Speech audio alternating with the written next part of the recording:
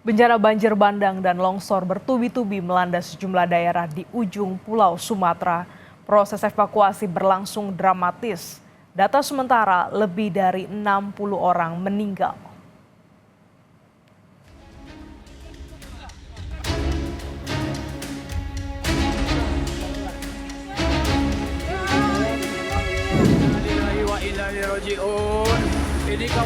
Banjir bandang menerjang Lubuk Minturun, Kecamatan Koto Tangah, Kota Padang, Sumatera Barat. Air menerjang permukiman dan menghanyutkan sejumlah kendaraan. Satu warga ditemukan meninggal usai terbawa arus. Selain di Kecamatan Koto Tangah, hujan ekstrim yang melanda Kota Padang dilaporkan juga menyebabkan banjir di dua kecamatan lainnya, Kecamatan Nanggalo dan Kecamatan Pauh.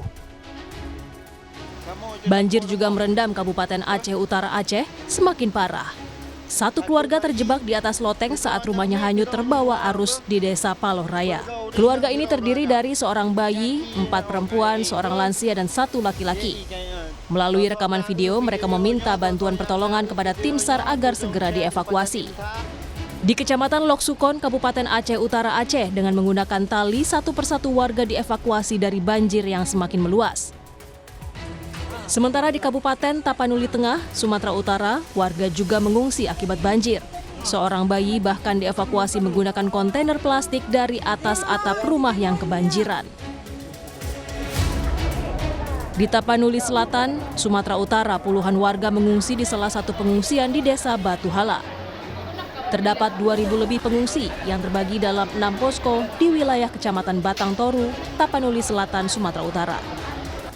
BNPB akan melibatkan TNI dan Polri dalam penanganan tanggap darurat seperti evakuasi, pengiriman logistik, hingga membuka akses jalan yang terputus. Kemudian dari Tapanuli Utara ke Tapanuli Tengah ke Sibolga nggak bisa lewat darat.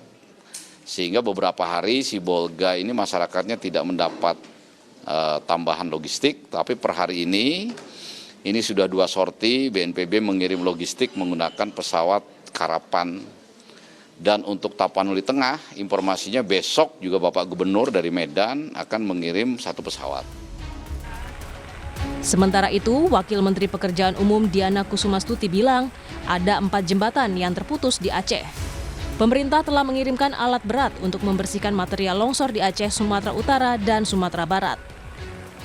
Mengirimkan beberapa alat-alat berat untuk membersihkan longsoran di Aceh maupun di Sumatera Utara maupun di Sumatera Barat, dan mudah-mudahan alat berat kami yang saat ini sudah siap segera bisa sampai ke lokasi. 21 yang ada di Sumatera Utara dan kemudian 12 yang ada di Aceh dan 15 yang ada di Sumatera Barat mudah-mudahan segera bergerak. Soal jumlah warga terdampak banjir dan longsor masih terus berubah secara dinamis. Basarnas memastikan evakuasi dan pencarian korban hilang adalah yang utama. Jadi terkait dengan jumlah data tentunya saya mengharapkan tidak menjadi diskusi, namun dari operasi SAR yang kita laksanakan pasti kita akan memprioritaskan terhadap adanya kedaruratan manusia yang harus kita selamatkan. Begitu juga terkait dengan korban-korban yang masih dalam pencarian, itu pun juga menjadi skala prioritas kita.